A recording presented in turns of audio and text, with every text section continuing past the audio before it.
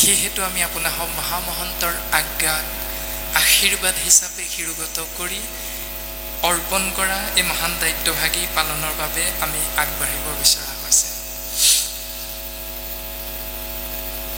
আজিৰ নিৰ্দিষ্ট বক্তাৰ মূল বিষয় হ'ল মুকলি ধৰ্মালোচনী সভা আৰু লগতে স্মৃতি গ্ৰন্থ উন্মোচন। আৰু স্মৃতি গ্ৰন্থ উন্মোচন ইতিমধ্যে কাৰ্যসূচী হৈ গৈছে আৰু আমাৰ ভাগত আহি পৰিছে। এয়াই হ'ল আজিৰ অনুষ্ঠানভাগীৰ আমি মূৰ্হমতিৰ ওপৰত আহি পৰা দায়িত্ব। তাৰমানে ইয়াৰ পৰা আমি এইটোৱে বুজি পাম যে আমি যি ক'ম সঁচা ক'ম।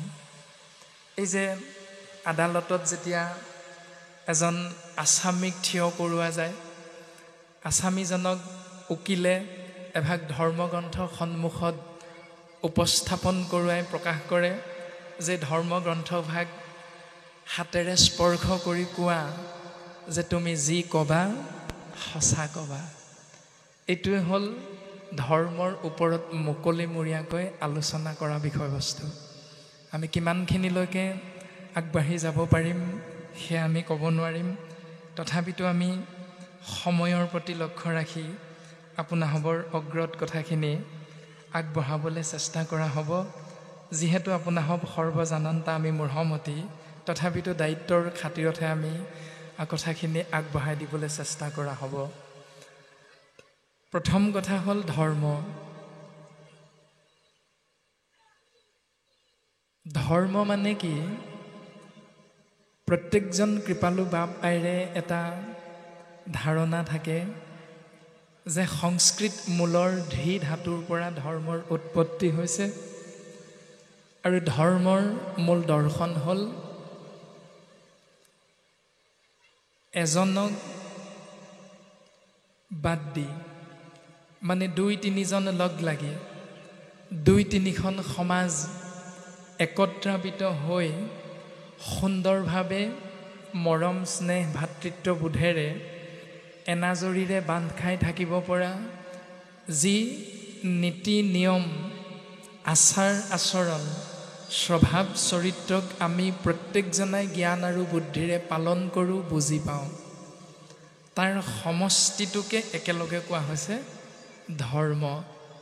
স্বাভাৱিক অৰ্থ হ'ল ধাৰণা। প্ৰত্যেকৰে ধাৰণা থাকে যে আমুকৰ ঘৰখনত 4জন ককাই ভাই, ইমান মিল, আমুকৰ প্ৰাথমিকত, আমুকৰ গাঁওখনত, আমুকৰ চুবুৰীটোত 50 ঘৰ 20 ঘৰ ব্যক্তি আছে, গৃহস্থী আছে। কিন্তু আজিলৈকে তেৰা সমষ্টৰ মাজত আমি জন্মৰ পৰা এই 80 বছৰ 90 বছৰত ভৰি দিয়াৰ পাছতো তেৰা সমষ্টৰ সেই 20 ঘৰ বা 50 ঘৰ চুবুৰীটোত আজিলৈকে কিন্তু এখনো হাই কাজিয়া হোৱা দেখা নাই। এনেধৰণে আমাৰ প্ৰত্যেকৰে মনৰ মাজত, হৃদয়ৰ মাজত যি এক বদ্ধমূল ধাৰণা আহি পৰে, সেই সমষ্টিটোকে কোৱা হৈছে ধৰ্ম। সেইটোৱে হ'ল আমাৰ ধাৰণা। একেবাৰে সহজ সৰলভাৱে ধৰ্ম বুলি ক'লে আমি ইয়াকেই বুজি পাওঁ। আৰু ইয়াকে পৰিশোধিতভাৱে এক শুদ্ধ ৰূপত জগতগুৰু পৰমগুৰু কৃপালু শ্ৰীমন্ত শংকৰদেৱ গুৰুজনাই আমাক কলিৰ কৰাল গ্ৰাসৰ পৰা পৰিত্ৰাণ পাবৰ বাবে বিভিন্ন ধৰণৰ গ্ৰন্থৰ মাধ্যমেৰে, যাক আমি কওঁ ধৰ্মীয় গ্ৰন্থ বুলি, সেই গ্ৰন্থৰ মাজেৰে শাস্ত্ৰৰ মাধ্যমেৰে, পুৰাণৰ মাধ্যমেৰে, বেদৰ মাধ্যমেৰে গুৰুজনাই আমাক এই দৰ্শনখিনি বুজাবৰ চেষ্টা কৰিলে। অসম মূলক আমাৰ ভাৰত ৰত্ন প্ৰয়াত সুধাকণ্ঠ ভূপেন হাজৰিকাদেৱে সুন্দৰভাৱে প্ৰকাশ কৰি থৈ গৈছে গানৰ মাজেৰে যে ভাৰতৰে পূৰ্ব দিশত সূৰ্য উঠা দেশ, অসম আমাৰ ৰূপহী গুণৰো নাই শেষ। এইখনেই গুণৰ শেষ নোহোৱা মহিমামণ্ডিত অসম আমাৰ জন্মভূমি। আৰু তাতোতকৈ সৌভাগ্যৱন্ত আমি যে অসম মুলুকতে চাওলুং চুকাফাই 600 বছৰ ৰাজত্ব কৰি তেওঁ সুন্দৰভাৱে সৰু সৰু ৰাজ্যত বিভক্ত হৈ থকা বিভিন্ন ৰাজ্যক একগোট কৰি এখন বৰ অসম গঢ়ি থৈ গৈছে।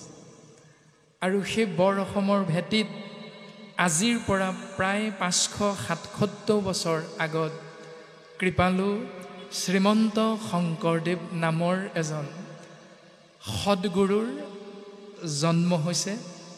কিন্তু আমি সেই জন্মক প্ৰত্যেকজনাই অৱতাৰ বুলি কওঁ। কিয় কওঁ? কাৰণ এয়া শাস্ত্ৰৰ মাধ্যমেৰে আমি প্ৰত্যেকেই কম বেছি পৰিমাণে এই জ্ঞানটো লাভ কৰিছোঁ। কেনেকৈ? যেতিয়া আমি এক দেৱ এক হেৱ একৎবিনে নাইকেও এই পৰম সত্যটোক আমি অনুধাৱন কৰোঁ শাস্ত্ৰৰ মাধ্যমেৰে নহ'লেও অন্তত এই সৰ্বশক্তিমান এই বিনন্দীয়া সংসাৰখন সৃষ্টি মূলত আছে কোনো এক শক্তি, পালনৰ মূলত আছে কোনো এক শক্তি, আৰু সংহাৰৰ মূলত আছে কোনো এক শক্তি। কিন্তু সেই শক্তিটো প্ৰকৃততে তিনিটা নে শক্তিটো প্ৰকৃততে এটাহে? ইয়াৰ ওপৰতো আমাৰ প্ৰত্যেকজনৰে বিভিন্ন ধৰণে জ্ঞান আছে, লাভ হৈছে জ্ঞান বিভিন্ন ধৰণে, প্ৰত্যেকৰে লগত প্ৰত্যেকৰে সেই জ্ঞানটো নিমিলে। কিন্তু সেই নিমিলা চিন্তাবিলাক, সেই নিমিলা বিষয়বিলাকক একত্ৰাপিত কৰি দিলে কেৱল কৃপালু শ্ৰীমন্ত শংকৰদেৱ গুৰুজনাই। আৰু তাকেই যদি আমি অধ্যয়নৰ মাজেৰে শাস্ত্ৰসন্মতে বিচাৰ কৰোঁ তেতিয়াহ'লে বুজি পাওঁ, হে ৰাম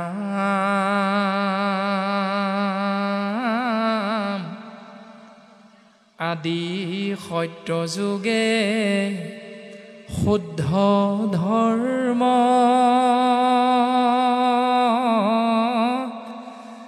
আছিলে কমাত্ৰ হৰি নাম দেৱ সবে গুপ্ত কৰিলে কৰি কপট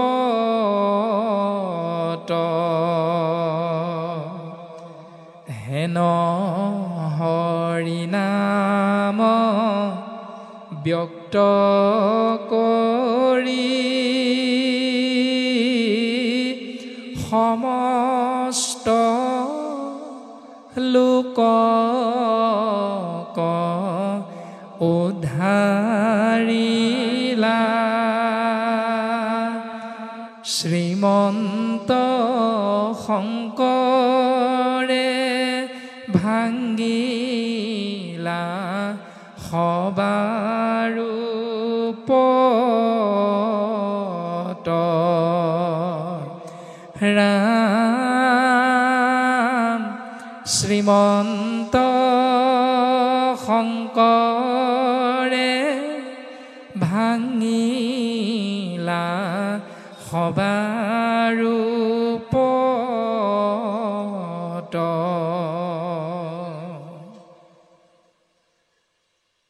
এজনেই সদগুৰু, যিজনে বিভিন্নজন ধৰ্মগুৰুৱে দিয়া উপদেশ, বিভিন্নজন হৰিধাৰী মনুষ্যৰ চিন্তা বিভিন্ন হোৱা স্বত্বেও সেই বিভিন্নতা চিন্তাক এক সুস্থিৰ আৰু সুন্দৰভাৱে আশ্ৰয় কৰি আমি একেখন নাৱতে উঠি জীৱন আগবঢ়াই যদি নিব পাৰোঁ তেতিয়াহ'লে ভগৱন্ত পুৰুষৰ পূৰ্ণ কৃপাৰ পাত্ৰ হ'ব পাৰিম।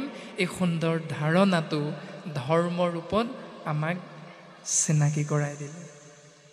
এইজনাই হ'ল আমাৰ কৃপালু জগতগুৰু পৰম গুৰু শ্ৰীমন্ত শংকৰদেৱ।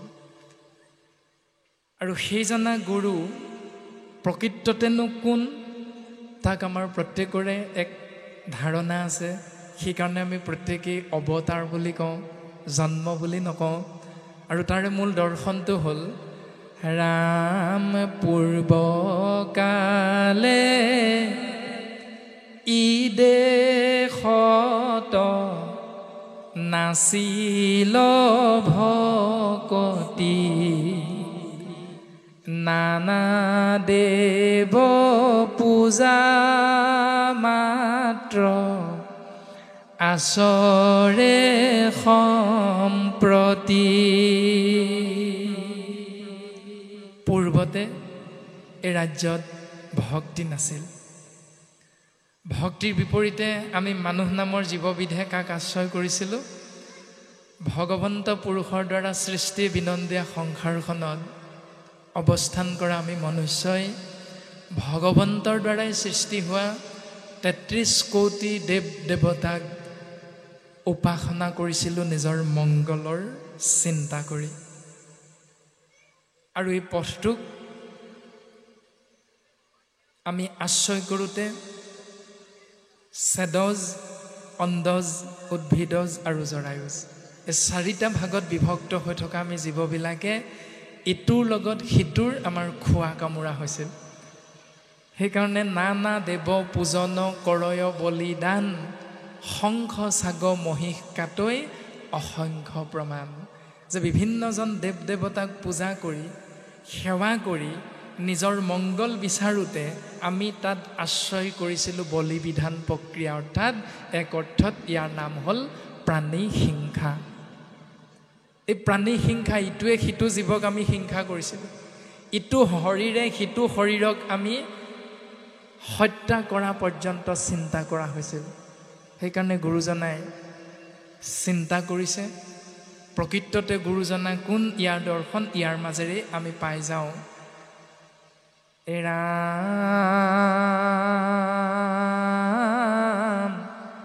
নানা দেৱ পূজন কৰয় বলিদান,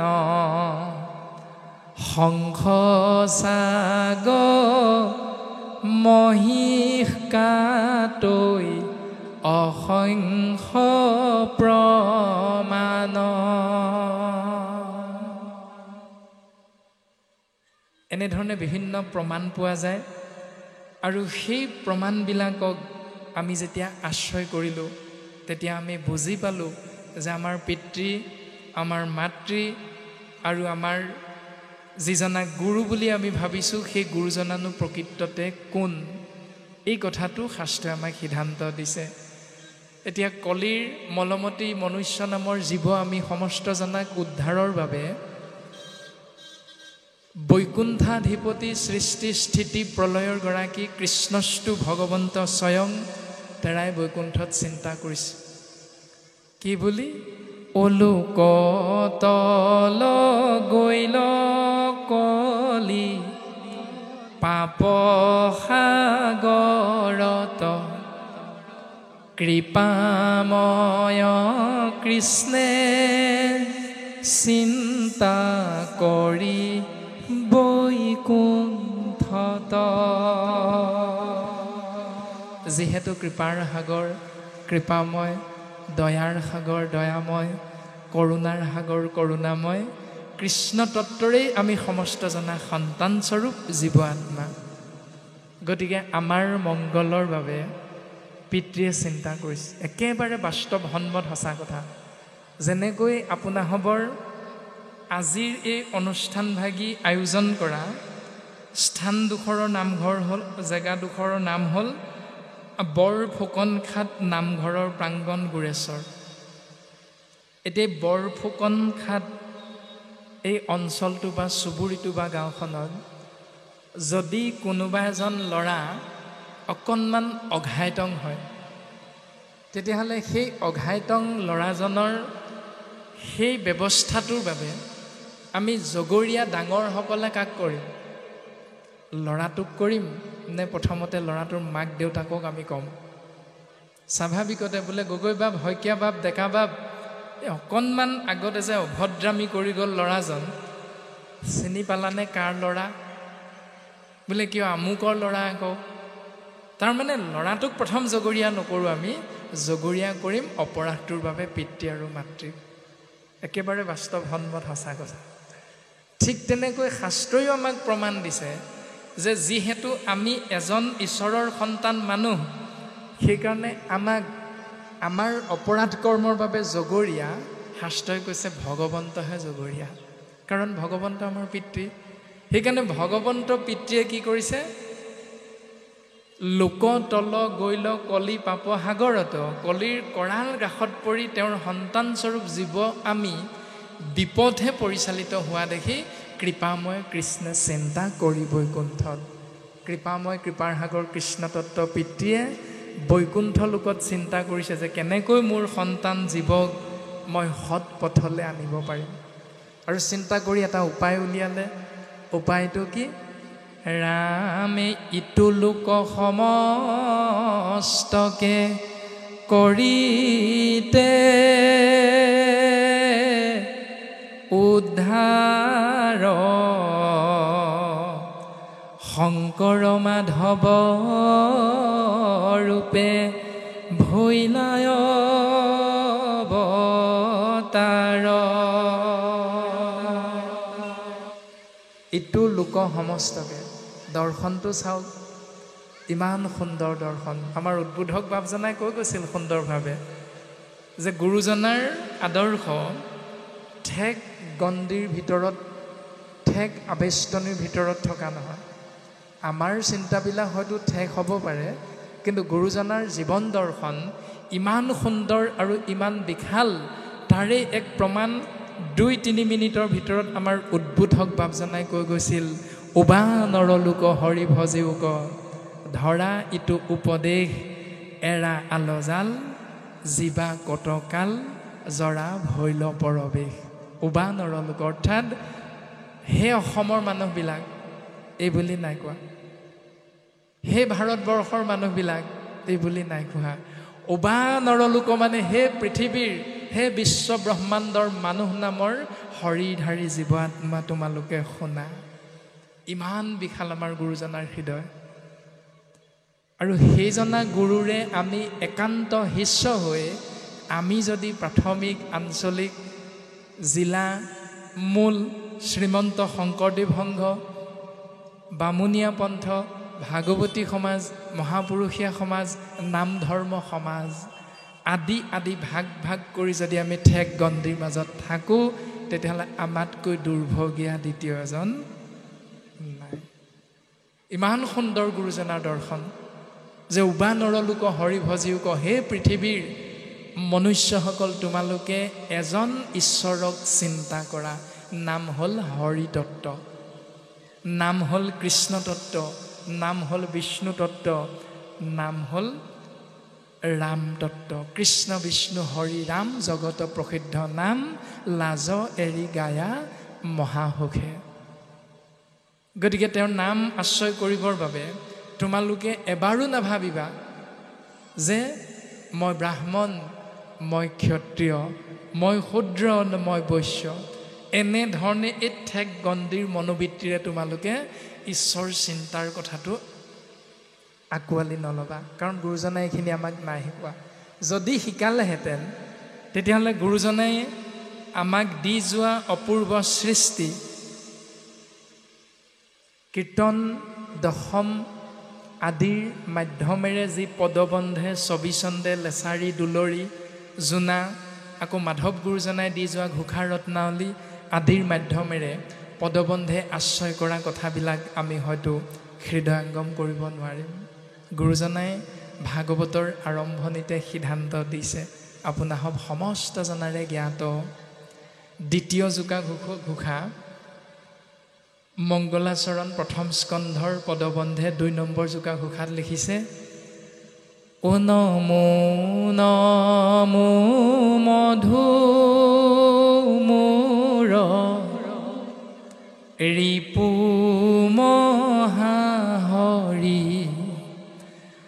অন্ত্যজু উত্তম আতি হৈ যাকস্মৰি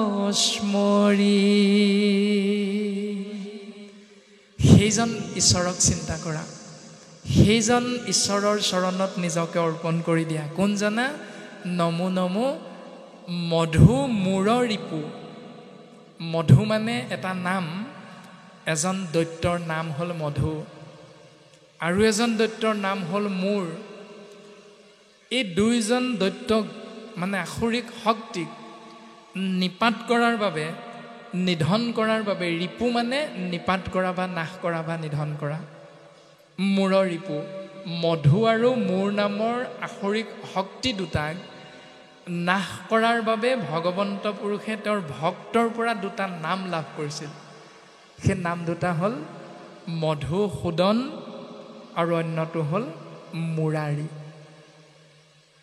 মধু দৈত্যক নিধন কৰাৰ কাৰণে মধুসূদন, সুদন মানে নাশ কৰা, আকৌ মুৰাৰী, অৰি মানে শত্ৰু, মূৰ নামৰ দৈত্যক নিধন কৰাৰ বাবে নাম পাইছিল মুৰাৰী। আৰু সেইজন পৰম পুৰুষ প্ৰভু ভগৱন্ত কৃষ্ণ তত্ত্বৰ যদি দুখানি অভয় চৰণত আমি প্ৰত্যেকজনাই নিজকে কায় বাক্য মনে অৰ্পণ কৰি দিওঁ, মানে শৰণাপন্ন হওঁ, তেতিয়াহ'লে শাস্ত্ৰই সিদ্ধান্ত দিছে গুৰুজনাৰ সাম্যবাদ, গুৰুজনাৰ সাম্যবাদ নীতি অন্ত্যজু উত্তম আতি হৈ যাক স্মৰি। গুৰুজনাই এই বুলিহে কৈ গ'ল। গুৰুজনাই কিন্তু এই বুলি নক'লে, অন্ত্যজু উত্তম আতি হৈ যাক স্মৰিৰ বিপৰীতে ব্ৰাহ্মণো উত্তম আতি হৈ যাক স্মৰি বুলি নাকোৱা। মনুষ্য উত্তম আতি হৈ যাক স্মৰি বুলিও নক'লে। তাৰমানে অন্ত্যজু শব্দ ব্ৰহ্মই আমাক এইটোকে বুজাব বিচাৰিলে যে চেদজ, অন্দজ, উদ্ভিদজ আৰু জৰায়ুজ, মানে উৰণ, বুৰণ, গজন, ভ্ৰমণ।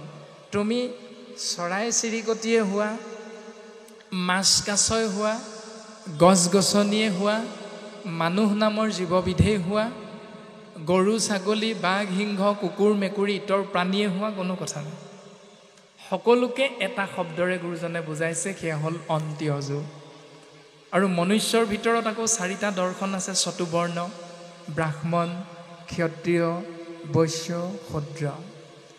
এই চতুবৰ্ণই আমি এবাৰো ভাবিব নালাগিব যে আমি ব্ৰাহ্মণ। গুৰুজনাই কেৱল আমাকহে কৃষ্ণ তত্ত্বৰ দৰ্শন দি থৈ গৈছে, যাক আশ্ৰয় কৰি কেৱল আমিহে এই সংসাৰৰ পৰা তৰি যাব পাৰিম। এই দৰ্শন গুৰুজনাই নাই দিয়া। আৰু তাৰেই প্ৰমাণ যদি আমি চাওঁ, তেতিয়াহ'লে ভাগৱত, কীৰ্তন, দশম ঘোষা, ৰত্নাৱলী, দুজনা গুৰুৱে দিয়া সমস্ত ধৰ্মীয় গ্ৰন্থত যি আখ্যান উপাখ্যান কাহিনী, মহাভাৰত ৰামায়ণ আদিৰ মাধ্যমেৰে যিখিনি সাধু কথাৰ দৰে আমি বুজি পাওঁ, তাত গুৰুজনাই সুন্দৰভাৱে আমাক এই দৰ্শনটো বুজাই গৈছে। তাৰ পাছতো যদি আমি ধৰ্মৰ চিন্তাটোক ঠেক গণ্ডিৰ ভিতৰত পালন কৰোঁ বা পালন কৰিবলৈ আমি চেষ্টা কৰোঁ, তেতিয়াহ'লে আমাতকৈ দুৰ্ভগীয়া দ্বিতীয় এজন নহ'ব। সেইকাৰণে আমি প্ৰত্যেকেই গুৰুজনাক কওঁ যে যুগ স্ৰষ্টা, যুগ দ্ৰষ্টা, অসমীয়া সমাজৰ পথ প্ৰদৰ্শক, কৃষ্টি সংস্কৃতি সাহিত্য শিল্পকলা আদি প্ৰত্যেকতে গুৰুজনাই অসমীয়া জাতিটোক বিশ্ব ব্ৰহ্মাণ্ডত থকা প্ৰত্যেকটো জাতিতকৈ নিজকে গৌৰৱান্বিত কৰিব পৰা শক্তিৰ গৰাকী কৰি থৈ গৈছে আমাক। আৰু তাৰ পাছতো আপোনাভাৱে অপৰাধ নধৰিব, আমি এটা কথা ক'ম, সভাত থাকি নকয় উচিত দুখে পায় কিঞ্চিত কিঞ্চিত। অনুষ্ঠান ভাগিলে আহি যথেষ্ট ভাল লাগিছিল। আমাৰ তিলক ৰাজবংশী বাপজনাৰ গৃহতে আমি কালি আহি ৰাতিটো কটোৱা হ'ল। কিন্তু আজি আহি আমি অনুষ্ঠান ভাগিত আসনাধিষ্ঠ হৈ আমাক যেতিয়া সম্বৰ্ধনা জনাইছিল, আমাৰ পৰাশৰ বাপজনাই কৈছিল যে জুবিন গাৰ্গ ডাঙৰীয়াৰ এটি বাক্য যে কিতাপ নপঢ়িলে গামোচাই এটা জাতিক বচাব নোৱাৰে। সেইটো সত্য কথা, আমি সকলোৱে জানো। কিন্তু সেই গামোচাখন যদি আমি অসমীয়া শিপিনী হৈও আমি যদি নিজেই বৈ দিয়া এখন গামোচাৰে এজন অতিথিক সম্বৰ্ধনা কৰিব নোৱাৰোঁ, তেতিয়াহ'লে আমি যে অসমীয়া এইটো কথা ভাবিবলৈ অকণমান ক'ৰবাত নহয় ক'ৰবাত আমাৰ দ্বিধাবোধ হয়। সেইকাৰণে আমি কৃষ্ণ সকলোখিনি আমি একেজন গুৰু ঘৰৰে দাস, গতিকে সভাত থাকি নকয় উচিত দুখে পায় কিঞ্চিত কিঞ্চিত। তাৰ পাছত আমি নিজৰ এটা কথাও ক'ম, আমিও এভাগ গামোচা নামৰ বস্ত্ৰ লৈ আছোঁ, কিন্তু লৈ আছোঁ যদি এই ভাগৰো কিন্তু দুইফালে দুপাহ ফুল আছে। প্ৰকৃততে গামোচাৰ দুপাহ ফুল নহয়, গামোচাৰ এপাহেই ফুল থাকে। কিন্তু গগৈবাপ আপুনিনো জানিয়ে ভুলটো কিয় কৰিলে? এইটোতো অকণমান হয়তো ভাৱনাটো আহিছে বোলে আমাকহে অকণমান গালি পৰা নিচিনাকৈ কৈ থৈ গ'ল, তেওঁ দেখোন দুফালে ফুল লগা গামোচাহে লৈ আছে। আমি এইকাৰণেই গামোচাখন লৈ অহা হৈছে। তিলক ৰাজবংশী বাপজনা গৃহত আজিৰ পৰা 10 দিনমানৰ আগতে আমি অনুষ্ঠান কৰা হৈছিল, তেতিয়াও এভাগী বস্ত্ৰ আমি লৈ আহিছিলোঁ। এই বস্ত্ৰভাগী আমাক দিছিল মৰিগাঁৱৰ এগৰাকী আয়ে, আৰু তেৰাই গামোচাভাগী আমাক গলত পৰিধান কৰাই দিওঁতে এটা বাক্যই কান্দি কান্দি কৈছিল যে বাপ, গামোচাভাগী যেতিয়ালৈকে বেয়া নহয় তেতিয়ালৈকে আপুনি যদি পাৰে গলত পৰিধান কৰি থাকিব, আৰু যেতিয়া আপোনাৰ ভিডিঅ'টো চাম তেতিয়াই যদি আমি আমাৰ গামোচাখন আপুনি পৰিধান কৰি থকাটো দেখা পাওঁ, আমাৰ অন্তৰখন হাত পৰি যাব, আমি শান্তি পাম। এই বুলি কোৱাৰ কাৰণেহে আমি গামোচাখন য'ত পূৰ্ণাস্তি গলত পৰিধান কৰি ঘূৰি ফুৰা হয়। কিন্তু দুফালে যে দুপাহ ফুল আছে, এইটো প্ৰকৃততে গামোচাৰ মূল দৰ্শন নহয়। গতিকে আমি সবাৰো শ্ৰীচৰণত এই অপাহতে এই নক'বলগীয়া কথাকেইটা কোৱাৰ বাবে আমাৰো যি অপৰাধ ৰৈ গৈছে, আমি সেৱাভাগী নিবেদন কৰা হৈছে। তাৰমানে আমি এইকাৰণেই কথাটো টানি অনা হ'ল, গুৰুজনাই দিয়া ধৰ্মৰ এটা ধাৰণা মানে চিন্তা এনেধৰণৰ, ভাগৱত শাস্ত্ৰভাগীৰ 11 স্কন্ধৰ নিমি নৱসিদ্ধ সংবাদত নিমি ৰজাৰ আগত ঋষভ ঈশ্বৰৰ 9জন পুত্ৰই কৈ থকা ভাগৱত ধৰ্মৰ এটা দৰ্শন, এই গামোচা বা আমি কোৱা কথাটোত ইতিমধ্যে প্ৰকাশ হৈ আছে। কথাটো কেনেধৰণৰ যে ভাগৱত ধৰ্ম মানে কি, যেতিয়া নিমি ৰজাই সুধিছিল তেতিয়া কবি সবি অন্তৰিক্ষ পিপলায়ন প্ৰবুদ্ধ এনেধৰণে যি 9জন পৰম বৈষ্ণৱ ঋষভ ঈশ্বৰৰ পুত্ৰ, তেৰা সমস্তই প্ৰকাশ কৰিছিল, হে ৰামা পুনি আচৰি ধৰ্ম আনকো শিকাই, সেহি ভাগৱত ধৰ্ম জানা নিমিৰাই। সেই নিমিৰাজন ভাগৱত ধৰ্ম সেইটো যে প্ৰথম নিজে পালন কৰা, তাৰপাছত আনক শিকাবা। এতিয়া প্ৰাণজিত নামৰ শৰীৰটোক আপোনাৰভাৱে দায়িত্ব অৰ্পণ কৰিলে নিৰ্দিষ্ট বক্তা।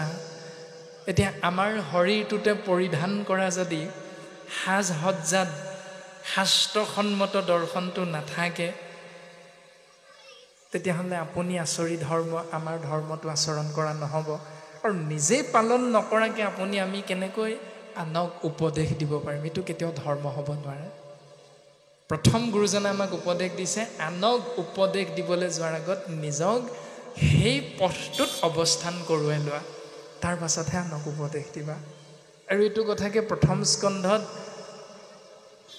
এই জ্ঞানটো লাভ কৰিছে দেৱঋষি নাৰদৰ পৰা কৃষ্ণ দৈপায়ন বেদব্যাসে।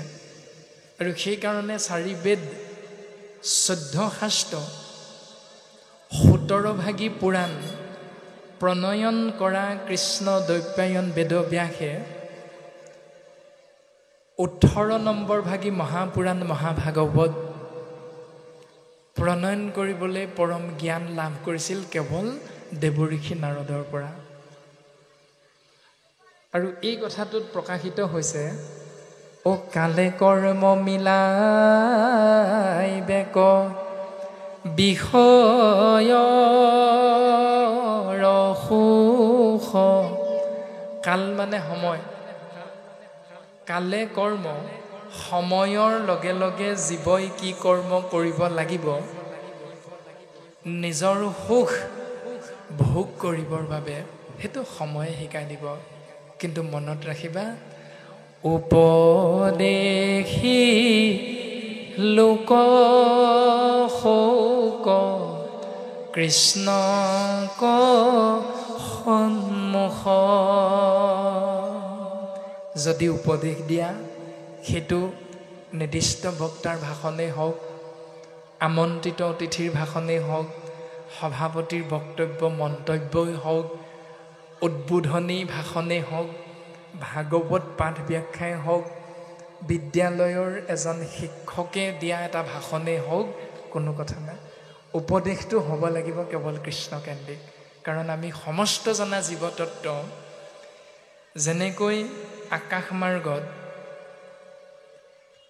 সূৰ্যক কেন্দ্ৰ কৰি 9টা গ্ৰহে সুন্দৰভাৱে নিজৰ নিজৰ কক্ষপথত গতি কৰি আছে, তেনেকৈ ব্ৰহ্মাকে ধৰি সমস্ত জগত এই ব্ৰহ্মাণ্ডত ঘূৰি ফুৰিছে এটা পৰম শক্তিক কেন্দ্ৰ কৰি।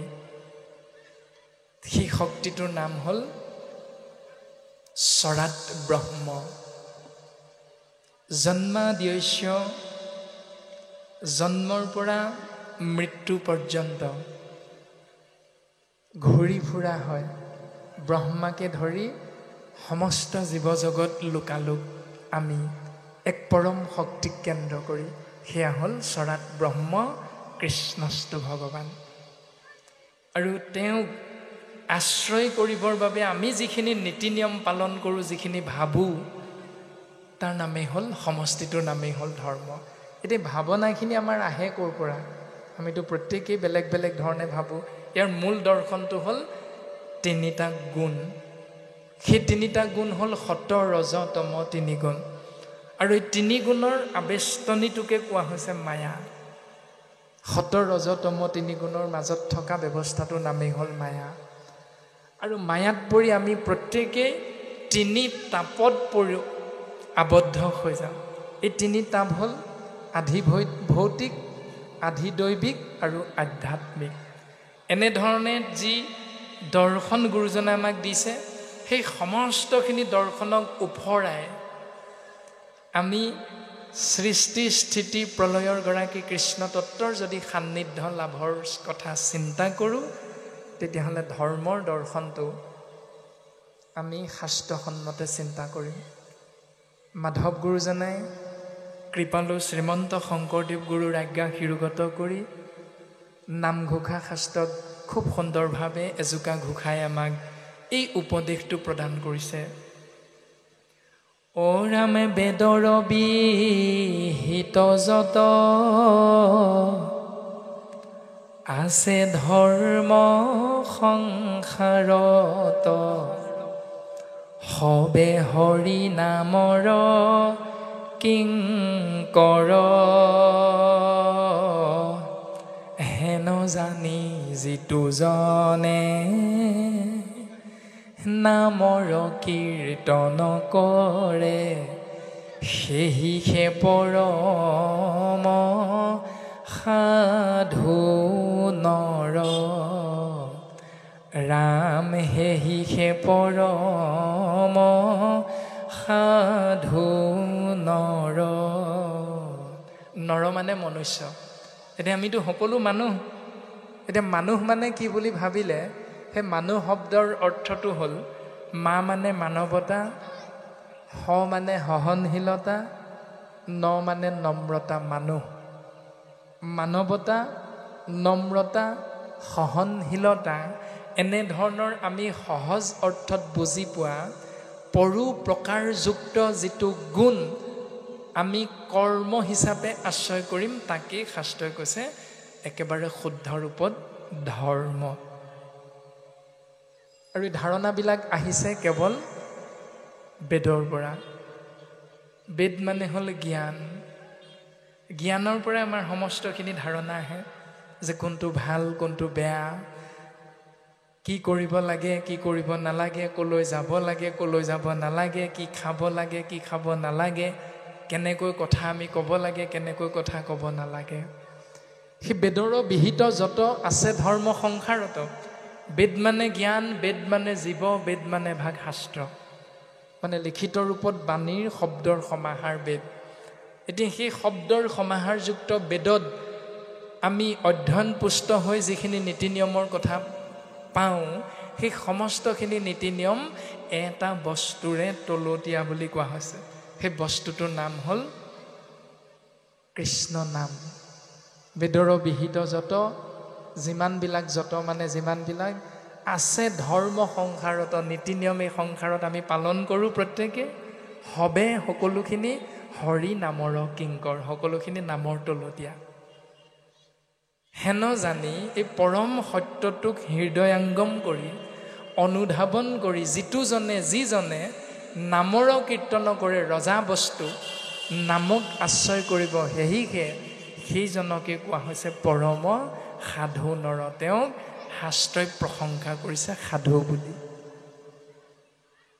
এতিয়া আমাৰ কোনোবা এজনে বিদ্যালয়ৰ পুথিগত অধ্যয়নেৰে নিজৰ জীৱনটো আগবঢ়াই নিওঁতে আমি যেতিয়া সোধা যায় ইজনে সিজনক বা আইগৰাকী এই তোমাৰ পঢ়া শুনা, তেতিয়া আমি স্বাভাৱিকতে এটা কথা কৈ দিওঁ, গ্ৰেজুৱেট, ডাবুল MA, এনে ধৰণে। তাৰ পাছত চৰকাৰৰ ফালৰ পৰাও কিবা এটা বিষয়ত যদি পাৰদৰ্শিতা থাকে, দক্ষতা থাকে, তেতিয়া বিভিন্ন ধৰণে উপাধি দিয়ে, পদ্মশ্ৰী, ডক্টৰেট ডিগ্ৰী, এনে ধৰণে কিছুমান উপাধি প্ৰদান কৰে। এতিয়া সেই উপাধিবিলাকতকৈ ডাঙৰ উপাধিটো শাস্ত্ৰই আমাক চিনাকি কৰি দিছে। এয়া হ'ল কেৱল গুৰুজনাৰ কৃপা। সেয়া হ'ল ইতিমধ্যে কোৱা হেহিহে পৰম সাধু নৰ। মানুহ আমি প্ৰত্যেকেই, কিন্তু মানুহৰ ভিতৰত যিজনে শাস্ত্ৰই কোৱা সেই নীতি নিয়মটো, অহিংসাই পৰম ধৰ্ম, সত্যম এবম জয়তে, সত্যৰ সদায় জয়, কেতিয়া শিকাইছিল পাঠ্যপুথিত? দ্বিতীয় তৃতীয় শ্ৰেণীমানতে আমি বিদ্যালয় পাঠ্যপুথিত এইখিনি কথা পাইছিলোঁ। হয়তো সকলোৱে আমি এনেধৰণে বিদ্যালয় শিক্ষকৰ পৰা শুনিছিলোঁ নাই নাজানো, কিন্তু আমি এনেকুৱা এটা ধাৰণা প্ৰত্যেকেই কৰিছিলোঁ যে বিদ্যালয় শিক্ষকে কৈছিল, শিক্ষাগুৰুসকলে, যে ঘৰত ভীমকলৰ গছ আছে নাই? বোলে ছাৰ আমাৰ ঘৰত আছে। তহঁতৰ ঘৰত আছে নাই? বোলে আমাৰ ঘৰত নাই।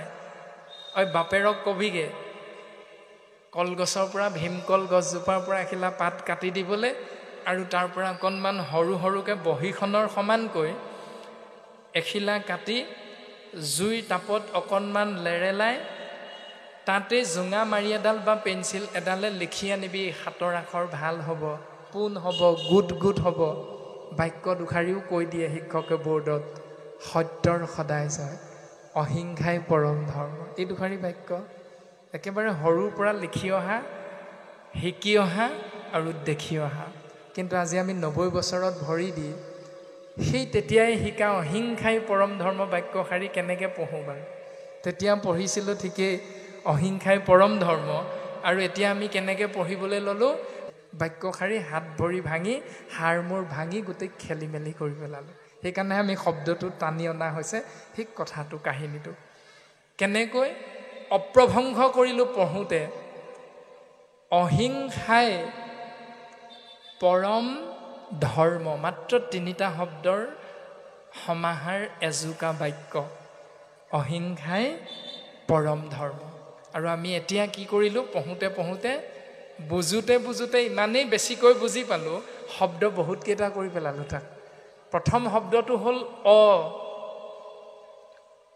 দ্বিতীয় শব্দটো হ'ল হিংসা, 3 নম্বৰ শব্দটো হ'ল অচয়ী। এটা শব্দ আছিল অহিংসাই, আৰু তাক আমি 3টা শব্দ কৰি পেলালোঁ। হিংসা, ই আমাৰ পৰম ধৰ্ম। এইটো জানো আছিল শব্দ? বাক্যটোৰ অৰ্থ এইটো আছিল জানো? নাই নহয়। বাক্যটোৰ অৰ্থ আছিল হিংসা নকৰাটো পৰম ধৰ্ম।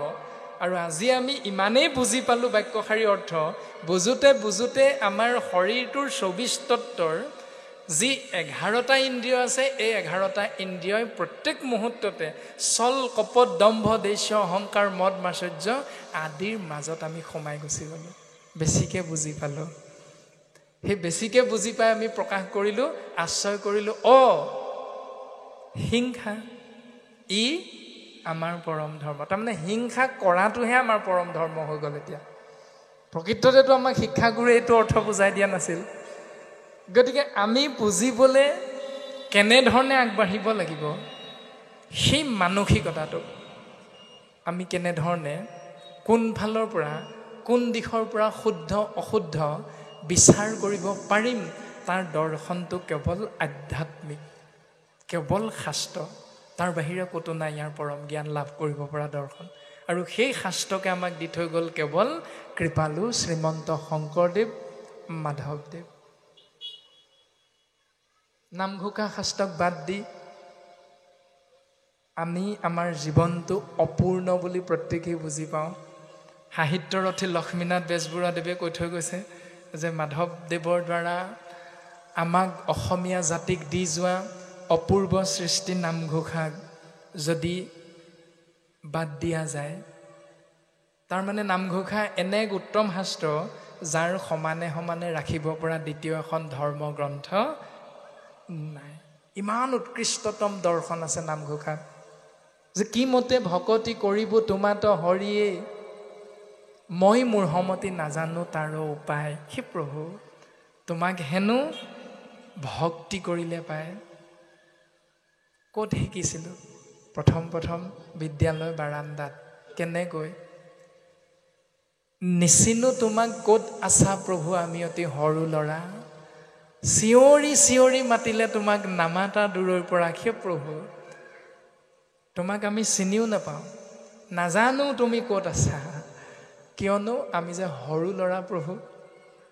তোমাক আমি ইমান চিঞৰি চিঞৰি মাতিছোঁ, তুমি কিয় নামাতা? যদিও তুমি মাতিছা, তুমি যে দূৰৈত আছা প্ৰভু, সেইকাৰণে আমি সৰু ল'ৰাই সেই দূৰৈৰ পৰা মতা মাতটো আমাৰ কাণত আহি নপৰেহি, আমি যে সৰু ল'ৰা প্ৰভু। ধৰ্মৰ দৰ্শন, এটা ধাৰণা যে ঈশ্বৰ নামৰ কিবা এটা শক্তি আছে, সেই শক্তিটোক মাতিব লাগিব। কিন্তু মাতিবলৈ যাওঁতে আমি নিজৰ দৰ্শনটো প্ৰকাশ কৰিছোঁ প্ৰত্যেকেই পাঠ্যপুথিৰ জ্ঞানেৰে, যে নিচিনো তোমাক ক'ত আছা প্ৰভু, আমি অতি সৰু ল'ৰা। সেই প্ৰভু, তুমি ক'ত আছা আমি চিনিয়ে নাপাওঁ, কাৰণ আমি সৰু ল'ৰা। কিন্তু সেই সৰু ল'ৰাটো, সেই সৰু ছোৱালীজনী আজি আমি পিতৃ মাতৃ হ'লোঁ নহয়। আমিতো কাৰোবাৰ পিতৃ হ'লোঁ এতিয়া। কাৰোবাক বুজাবৰ বাবে আমি আকৌ শিক্ষকতাৰ চাকৰি কৰিলোঁ। কাৰোবাৰ শৰীৰত হোৱা বেমাৰ ভাল কৰিবৰ বাবে আমি এজন ডাক্তৰ হ'লোঁ, আমি এজন ইঞ্জিনিয়াৰ হ'লোঁ। এখন দেশক বাহিৰা শত্ৰুৰ পৰা ৰক্ষা কৰিবৰ বাবে আমি সেনা বাহিনীত যোগ দিয়া এজন জোৱান হ'লোঁ। আমাৰ কৰ্ম দক্ষতা আমি প্ৰত্যেকেই বিভিন্ন স্থানত প্ৰকাশ কৰোঁ। য'তেই নাথাকোঁ, আমাৰ কৰ্মভূমি যিয়ে নহওক, কিন্তু আশ্ৰয় কৰিব লাগিব পাঠ্যপুথিৰ জ্ঞানেৰে আমি জ্ঞানী হোৱা সেই কৰ্ম ধৰ্ম, আৰু লগে লগে তাত যোগ হৈ থাকিব লাগিব শাস্ত্ৰৰ দৰ্শন। শাস্ত্ৰ আমি কোনে কিমান পঢ়িছোঁ এইটো ডাঙৰ কথা নহয়। ভাগৱত আমি কোনোবা নপঢ়াও আছোঁ, কিন্তু জ্ঞান লাভৰ বাবে যে ভাগৱত আমি পঢ়িবই লাগিব এইটো নহয়। কথা শুনিলেহে গুচে মনৰ সংশয়, আমি কথা শুনিব লাগিব, আৰু শুনাৰ লগে লগে তাক আমি ভাবিব লাগিব। আৰু সেই সৰু ল'ৰাটোৱে এতিয়া ডাঙৰ হৈ আমি কি কৰিলোঁ, যে কি মতে ভকতি কৰিব তোমাত হৰিয়ে, মই মোৰ সমতি নাজানো তাৰ উপায় ৰাম ৰাম। হে প্ৰভু, আকৌ আমি একেটা কথাই ব্যক্ত কৰিছোঁ, যে মই মোৰ সমতি তোমাক কেনেকৈ ভক্তি কৰিলে পায়, এইটো জানো যে ভক্তি কৰিলে তোমাক পাম, কিন্তু ভক্তি কেনেকৈ কৰিব লাগে সেইটো আমি নাজানো প্ৰভু। কিয় নাজানো তাৰো উত্তৰটো দিছোঁ। গুৰুজনে আমাক শিকাইছে যে মহাবলৱন্ত দুৰ্বাসনা ঘূৰ, হৰিয়ে আমাৰ মনত তেজীয়া দূৰ, নাযায় ৰাম ৰাম। হে প্ৰভু, আমাৰ শৰীৰটোত হেনো আছে 10টা ইন্দ্ৰিয়, নাম হয়তো গোটেইকেইটা নাজানিবও পাৰোঁ, একো ডাঙৰ কথা নহয়। কিন্তু সেই 10টা ইন্দ্ৰিয়ৰ লগত 10টা হেনো ৰিপু যোগ হৈ আছে। ৰিপু বুলি আপুনি মই নাজানিবও পাৰোঁ, কোনো ডাঙৰ কথা নহয়। কিন্তু আমি বুজি পাওঁ ছল কপট, মদ মাশ্চৰ্য, দম্ভ অহংকাৰ আদিবিলাক, কুৰ্চুত কপটতা, এইবিলাকেই হ'ল ৰিপুৰ দৰ্শন। এতিয়া এই ৰিপুবিলাক আমাৰ মনক তেজীয়া দূৰ নাযায়, আমাৰ মনটোৰ পৰা দেখোন প্ৰভু আঁতৰি যাবই নিবিচাৰে। তেতিয়াহ'লে কেনেকৈ কি কৰিম? আমি নিজেই সেৱা জনাইছোঁ গুৰুজনাৰ আদৰ্শেৰে, আকৌ নিজেই আমি গুৰুজনাৰ আদৰ্শত তাৰ বিশ্লেষণ যদি কৰোঁ, নিজক আত্মবিশ্লেষণ, তেতিয়াহ'লে সুন্দৰভাৱে বুজি পাম গুৰুজনে শাস্ত্ৰসন্মতে আমাক দিছে যে কৰ্ণ পথে ভকতৰ হিয়াত প্ৰৱেশী হৰি, দুৰ্বাসনা হৰে সমস্তই। কেনেকৈ? যেহেন হৰত কালে জলৰ যতেক মল, স্বভাৱতে নিৰ্মল কৰে। চাবচোন, বাৰিষা কালৰ যিটোপা ঘোদা পানী, সেই পানীটোপা যেতিয়া শৰৎকাল আগমন হয়, তেতিয়া চূণ, ফিটকিৰি, ব্লিচিং পাউডাৰ আদিবিলাক আপুনি মই কোনেও নিদিয়াকৈও, এতিয়া আপোনালোকৰ নামঘৰৰ প্ৰাংগণতে এভাগ পুখুৰী আছে, এই পুখুৰী ভাগত বাৰিষা কাল যেতিয়া আৰম্ভ হয় তেতিয়া পানীটোপা লেতেৰা হৈ যায়, হয়নে লেতেৰা? হয়। আৰু সেই একেটোপা পানীয়ে যেতিয়া হৰতকাল আগমন হয়, চুবুৰীটোৰ বা অঞ্চলবাসী ৰাইজে চূণ, ব্লিচিং পাউডাৰ, ফিটকিৰি এইবিলাক দিয়ে নেকি ভাল হ'বৰ বাবে? নিদিয়ে। যেহেন হৰতকালে যেনেকৈ শৰৎকাল আগমন হোৱাৰ লগে লগে বাৰিষা কালৰ সেই ঘোদা পানীটোপা স্বভাৱতে নিৰ্মল কৰে, স্বাভাৱিকতে নিৰ্মল হৈ গুচি যায়, একো দিবলৈ প্ৰয়োজন নাই। ঠিক তেনেকৈ শাস্ত্ৰই কৈছে তোমাৰ শৰীৰটোত থকা ধৰ্মৰূপী যিটো ধাৰণা, সেই ধাৰণাৰ শুদ্ধ ৰূপটো যদি তুমি ইচ্ছা কৰা, তেতিয়াহ'লে কেৱল ভকতৰ সংগ, কেৱল সাধু সন্ত মহন্তৰ সংগ, তাৰ বাহিৰে বেলেগ নাই। এতিয়া আজিৰ দৰে অনুষ্ঠান হয়, ইয়াত প্ৰত্যক্ষ ৰূপত শাস্ত্ৰ আমি আশ্ৰয় কৰা নাই প্ৰত্যক্ষ ৰূপত, কিন্তু এয়া সেই শাস্ত্ৰৰে এক ৰূপ আমি আশ্ৰয় কৰাৰ এটা ব্যৱস্থা, ধৰ্মালোচনী সভা। গতিকে আজিৰ দৰেও যদি আমি অনুষ্ঠানলৈ যাওঁ, ভকতৰ সংগলৈ যাওঁ, সাধু সন্ত মহন্তৰ সংগলৈ যাওঁ, তেতিয়াহ'লে আপোনাৰ মোৰ মনত ইমান দিনে থোপ খাই থকা সেই ভুল চিন্তা, ধৰ্মৰূপী দৰ্শনৰ এটা শুদ্ধ ৰূপ আংশিক আমি আশ্ৰয় কৰিব পাৰিম নিশ্চয়।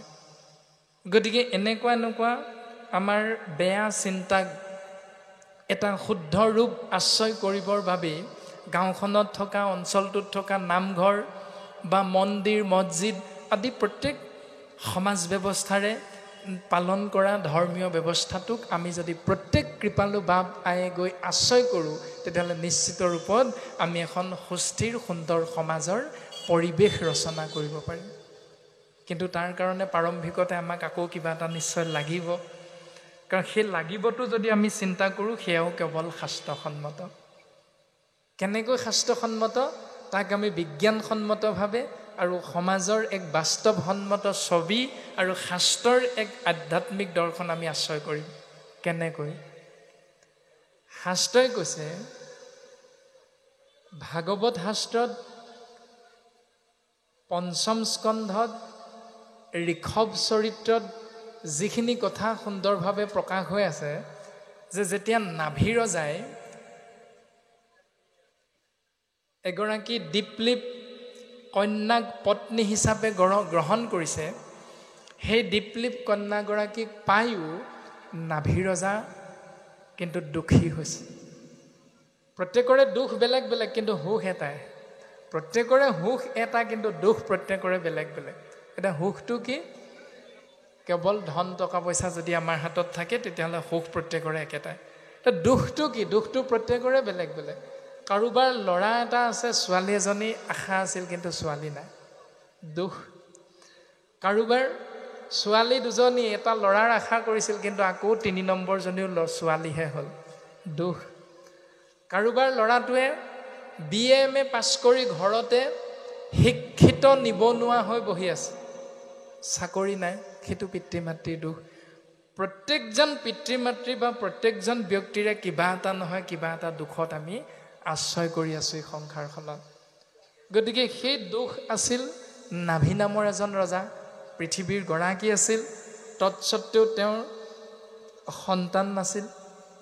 এগৰাকী অতিকে ৰূপৱতী গুণৱতী দীপলিপ কন্যাক তেওঁ পত্নী হিচাপে লাভ কৰিছিল, তৎসত্বেও তেৰা কিন্তু পুত্ৰৰ মুখ দেখা নাছিল। তেতিয়াহ'লে উত্তৰাধিকাৰী যদি নাথাকে, পিতৃৰ মনত মাতৃৰ মনত কিমান দুখ হ'ব পাৰে। আৰু সেই নাভিৰজাই যজ্ঞ ভাগ কৰিছে, ঋষিমুনিসকলক আমন্ত্ৰণ কৰি আনি, আৰু যজ্ঞৰ উদ্দেশ্য হ'ল পুত্ৰ উৎপাদন, মানে পুত্ৰ জন্ম, এটি পুত্ৰ লাভ।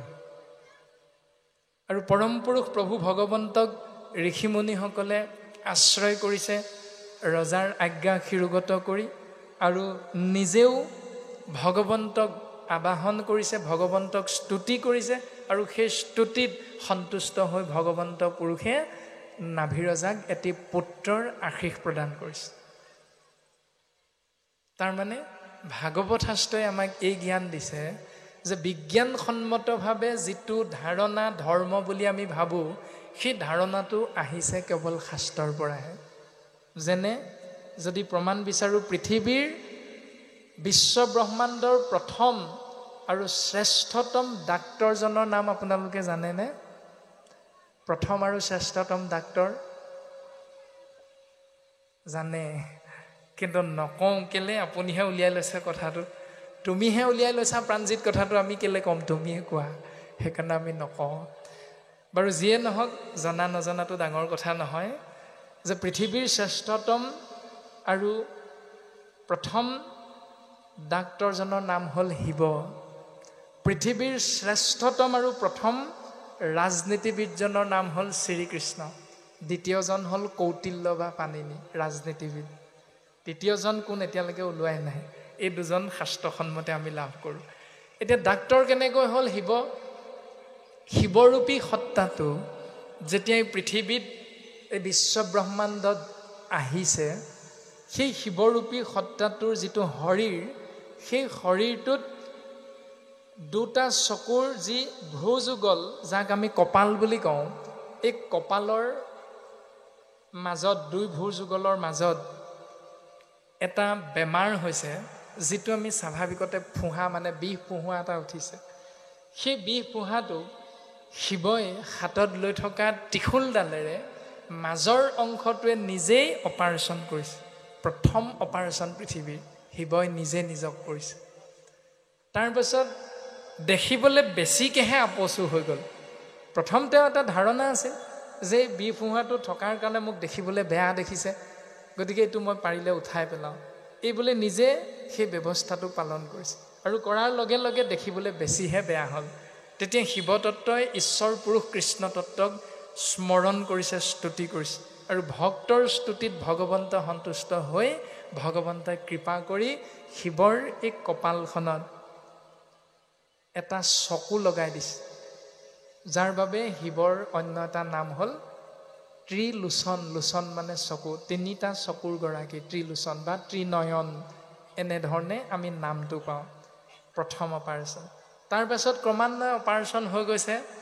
তেওঁৰ পুত্ৰ গণেশৰ মূৰটো ছিগি পৰিছে, আৰু সেই ছিগা মূৰটো এটা হাতীৰ মূৰ আহি লগাই দিয়া হৈছে গণেশৰ শৰীৰটোত, মানে মানুহৰ শৰীৰ, কিন্তু লগাই দিয়া হৈছে জন্তুৰ শৰীৰ। আৰু শিৱই কৰা সেই অপাৰেশ্যনটো আজিলৈকে বিজ্ঞানে বা বিজ্ঞানীসকলে কৰিব পাৰিছেনে? তাৰ পাছত নাই পৰা। তাৰমানে শাস্ত্ৰই দিয়া বিজ্ঞানসন্মত দৰ্শন আৰু বাস্তৱত আমি ভাবি থকা বিজ্ঞানৰ দৰ্শনৰ মাজতো আকাশ পাতাল পাৰ্থক্য আছে। আমি ভাবোঁ যে বিজ্ঞানে কৰিব নোৱাৰা কাম কি আছে? প্ৰমাণ শাস্ত্ৰই আমাক দি আছে। আমি সৰুৰ পৰা পঢ়া কিতাপত 108 বিধ পদাৰ্থ বিজ্ঞানে উদ্ভাৱন কৰিছে বুলিহে আজিলৈকে পাই আছোঁ। এতিয়াও যদি চাওঁ বিজ্ঞানৰ কিতাপখন, 108টা পদাৰ্থই উদ্ভাৱন হৈ আছে। আমি সৰুৰ পৰা একেটা বাক্যই পঢ়ি আছোঁ। ইমান বিজ্ঞানৰ মানে উন্নতি হৈ গৈছে। শাস্ত্ৰই কৈছে অনন্ত কোটি পদাৰ্থৰে বিশ্ব ব্ৰহ্মাণ্ডখন গঠিত, তেনে ক্ষেত্ৰত 108টাহে উদ্ভাৱন কৰিব পাৰিছে বিজ্ঞানে। তেতিয়াহ'লে শাস্ত্ৰতকৈ বিজ্ঞান কিমান পিছ পৰি আছে? সেই ধাৰণা ধৰ্ম আমাৰ ভাৱনাৰূপী চিন্তা, ধাৰণা, ধৰ্ম। তাৰপাছত শিৱৰ শহুৰ দেউতা দক্ষৰো মূৰটো ছিগি পৰিছে অপৰাধ কৰ্মৰ বাবে। আমি কাহিনীবিলাকৰ মাজলৈ যাব বিচৰা নাই, মাত্ৰ আংশিক কথাখিনি আগবঢ়াই দিয়া হৈছে। তেতিয়া সেই দক্ষৰ মনুষ্য নামৰ শৰীৰটোত লগাই দিয়া হৈছে এটা ছাগলীৰ মূৰ, এটা হাতীৰ মূৰ গণেশক লগাই দিয়া হ'ল। তাৰপাছত ভক্ত বিৰোচন, প্ৰহ্লাদৰ নাতি, প্ৰহ্লাদৰ পুত্ৰ বিৰোচনৰ যেতিয়া স্তুতি কৰিছিল ভগৱন্তক, বিৰোচনৰ দ্বাৰা স্তুতি হৈছিল ভগৱন্তৰ চৰণত, তেতিয়া ভগৱন্তই ভক্তৰ স্তুতিত সন্তুষ্ট হৈ বিৰোচনক এপাত কংকণ দিছিল। কংকণ মানে স্বাভাৱিক অৰ্থত আমি বুজি পাওঁ খাৰু, মানে একেবাৰে সহজ অৰ্থত হ'ল বেলা। একেবাৰে শব্দ সেইটো আমাৰ প্ৰত্যেকৰে চিনাকি। হাতত যে পিন্ধাই দিয়া যায় বেলা বা খাৰু, বাৰৌতি, কংকণ আদি আদি নামেৰে আমি প্ৰত্যেকৰে যিটো ধাৰণা আমাৰ আহে মনলৈ বুজি পোৱা, সেই কংকণ পাতক লৈ কৈছিল যে এই কংকণ পাত তুমি যাৰে হাতত পিন্ধাই দিবা তেওঁৱে তোমাৰ ধৰ্ম পত্নী হ'ব। আৰু বিৰোচনে তৎক্ষণাৎ ভগৱন্তৰ হাততেই কংকণ পাত পিন্ধাই দিলে। লগে লগে ভগৱন্তই নিজৰ বাক্যত বন্দী হৈ বিৰোচনৰ ধৰ্মপত্নী বিষ্ণুপ্ৰিয়া হৈ থাকিব লগা হ'ল। তো বিষ্ণুপ্ৰিয়া হৈ থাকোঁতে বিৰোচনৰ ঔৰসত গৰ্ভাৱতী হলা। বিৰোচনৰ স্বামীৰ ঔৰসত গৰ্ভাৱতী হ'ল।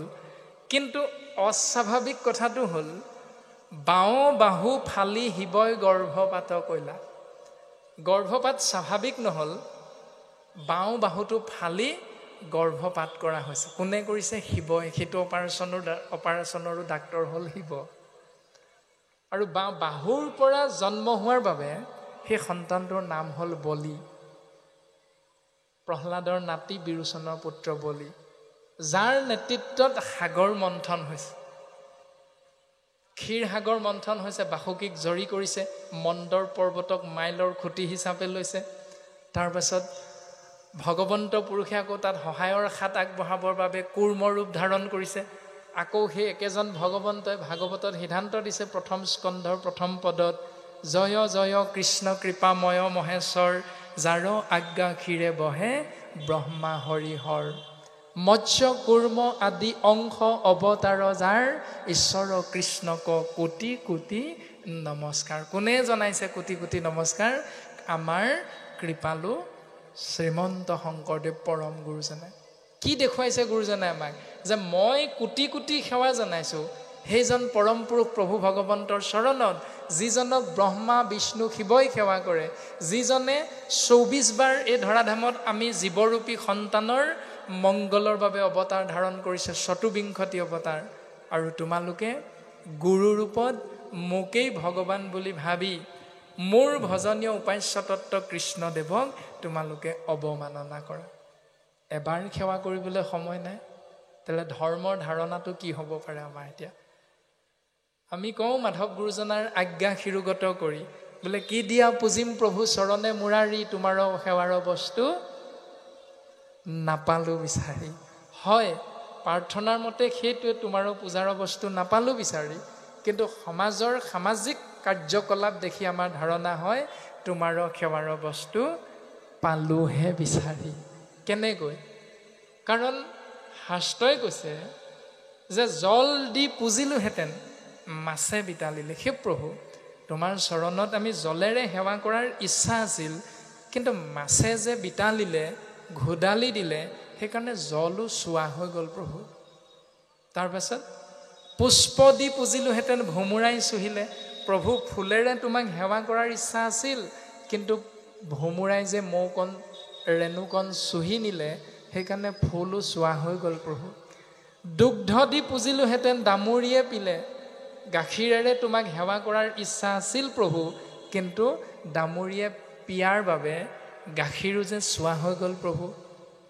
যেই বস্তু দেওঁ প্ৰভু সেই বস্তু চোৱা। হে প্ৰভু, তোমাৰ চৰণত আমাৰ ইচ্ছা অনুসাৰে গাখীৰ, পানী, ফুল আদি আদি দ্ৰব্যৰে সেৱা কৰাৰ ইচ্ছা আছিল, কিন্তু প্ৰত্যেকটো বস্তু চোৱা হৈ গ'ল প্ৰভু। চোৱা নোহোৱা বস্তু কি? যেই বস্তু দেওঁ প্ৰভু সেই বস্তু চোৱা, তোমাৰ নামে তোমাক পুজিম গধূলিও পুৱা। চোৱা নোহোৱা বস্তু হ'ল প্ৰভু কেৱল তোমাৰ নাম। এতিয়া সেই নাম পুৱা আৰু গধূলি আমি আশ্ৰয় কৰোঁ কিমান জানে? নকৰোঁ। কৰোঁ কোনটো? যে পুষ্প দি পূজোঁ। ফুল নহ'লে সমাজত ঈশ্বৰৰ সেৱা নহয়, হয়নে? বহুত সমাজত এনেকুৱা নিয়ম আছে। সেইটো ধাৰণা ধৰ্ম শুদ্ধ নে শুদ্ধ শাস্ত্ৰই কৈছে। গতিকে বিচাৰ বিশ্লেষণ ধৰ্মৰ ওপৰত আমি কৰিবলৈ গ'লে শাস্ত্ৰক বাদ দি কেতিয়াও আমি শুদ্ধ ৰূপটো পাব নোৱাৰোঁ। সেইকাৰণে শাস্ত্ৰ আমাক লাগিবই। আধ্যাত্মিক বুলি কোৱা হৈছে দৰ্শনটোক। অধিযোগ, আত্মাযোগ, স্নিক প্ৰত্যয় সমান আধ্যাত্মিক। অধিযজ্ঞ মানে ভগৱন্ত কৃষ্ণদত্ত নাথ ব্ৰহ্ম। তেওঁ আত্মাৰূপত সমস্তৰে ঘতে ঘতে প্ৰকাশমান হৈ আছে। এই যে বৰগীতত গুৰুজনাই লিখিছে,